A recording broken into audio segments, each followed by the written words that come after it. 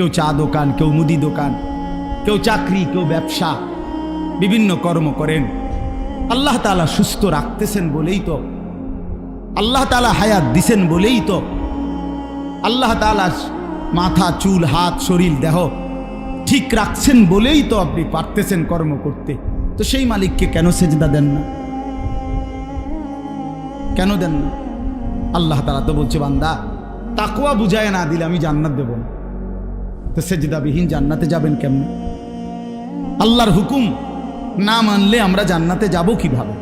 আর জান্নাতে না গিয়া কবরের 1 সেকেন্ডের আযাব সহ্য করবেন কেন?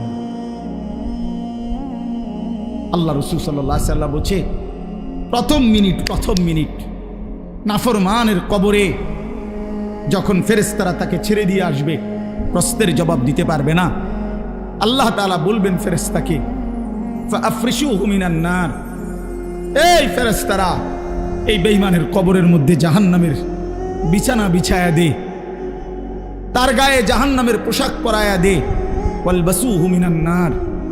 এরপরে নবী বলেন, কবরের মাটি তাকে প্রথম মিনিটেই ডান দিকের মাটি একটা ধাক্কা মারবে, বাম দিকের মাটি ডান দিকে চলে আসবে, ডান দিকের হাড্ডি পাঁজরের হাড় ভাঙ্গা বাম দিকে যাবে গা, বাম দিকের গুলো ভাঙ্গা এদিকে চলে আসবে।